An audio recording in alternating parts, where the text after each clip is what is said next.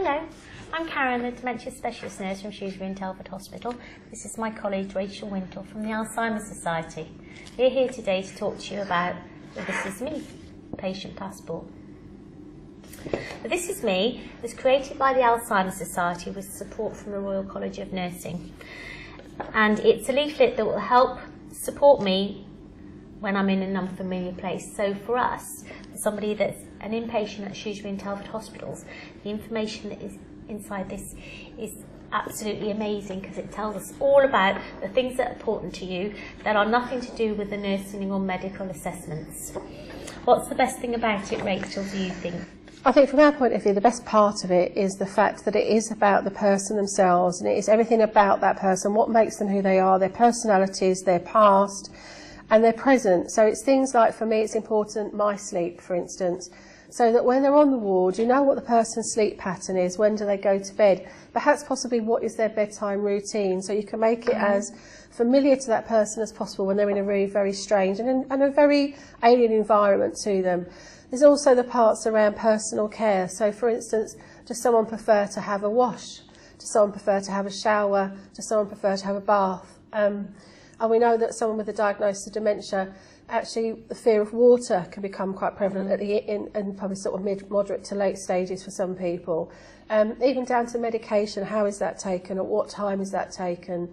And even to the point of how is it presented? Is it presented on a plate, on a spoon?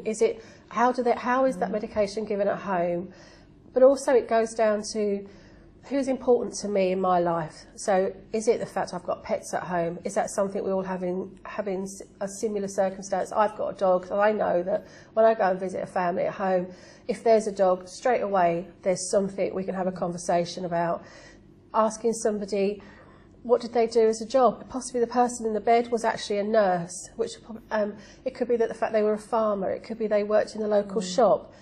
If you know something about somebody, you can have a conversation, and when you're having a conversation, that puts somebody at ease. And then when you have to provide personal care, you've already got that person at ease. This is lovely when it's on the locker. We like to keep them on the lockers, and we're doing much more work in hospital, having these in Perspex folders on the lockers. And especially I find if I can see somebody's interest, their pets or their family, it gives me a way in and a conversation. What I particularly like is the detail about what makes me feel better if I'm anxious or upset. So a lot of people have things that are comfort to them. So it could be music, it could be a teddy. It could be that actually people, sometimes we meet people who actually don't like the dark or don't like certain loud noises because of previous traumas.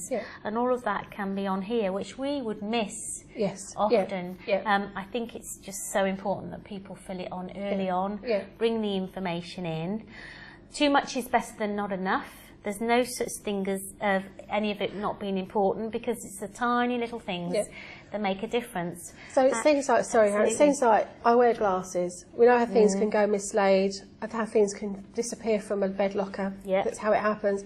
I have dentures. I have a hearing aid. I wear a hearing aid in my left or my right ear.